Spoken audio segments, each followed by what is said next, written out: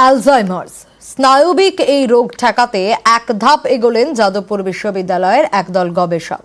তাদের দাবি, রোগ শনাক্তকরণের কিট তৈরিতে এসেছে সাফল্য। অ্যালজাইমার্সের আগাম বার্তা দেবে এই নয়া কিট। 10টা জিনিসের নাম আওড়াতে আওড়াতে বাজারের থলি হাতে বেরিয়েছিলেন, কিন্তু বাড়ি ঢুকলেন 5টি জিনিস নিয়ে। বাকি 5টি বেমালুম ভুলে গিয়েছেন, কিংবা সকালের কথা দুপুর গড়াতেই আর মনে পড়ছে না। এসবই অ্যালজাইমার্সের প্রাথমিক লক্ষণ হতে পারে। বয়সজনিত কারণেই মূলত এই রোগ হয়, তবে কিছু কিছু সময় কম বয়সেও থাবা বসায় অ্যালজাইমার্স। চিকিৎসকদের মতে প্রায় 85 থেকে 90% মানুষের স্মৃতিভ্রংশের পেছনে দায়ী কিন্তু অ্যালজাইমার্স। বিশেষজ্ঞদের মতে স্নায়বিক এই রোগকে ধরতে হবে গোড়াতেই, তবেই মস্তিষ্কের ক্ষয়ের গতিকে যতদূর সম্ভব কমিয়ে রাখার চেষ্টা করা যায়।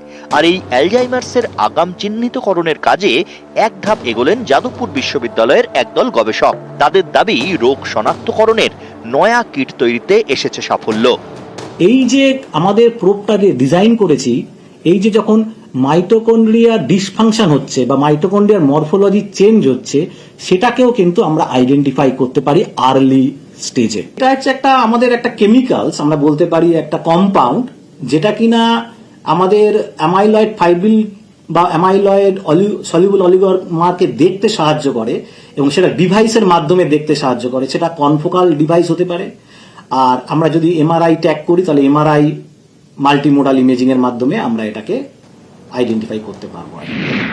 এদেশে 2023 সালে 88 লক্ষ মানুষ স্মৃতিভ্রংশের সমস্যায় আক্রান্ত বলে নথিভুক্ত রয়েছেন। এর মধ্যে একটা বড় সংখ্যাই অ্যালজাইমার্সের শিকার। এই অ্যালজাইমার্সের আগাম শনাক্তকরণের কিট তৈরিতে সাফল্য। এমএসসি থেকে কিউরিওসিটি ছিল যে অ্যালজাইমার রোগটা কি, তার উপর কিভাবে কাজ হচ্ছে সারা বিশ্বে।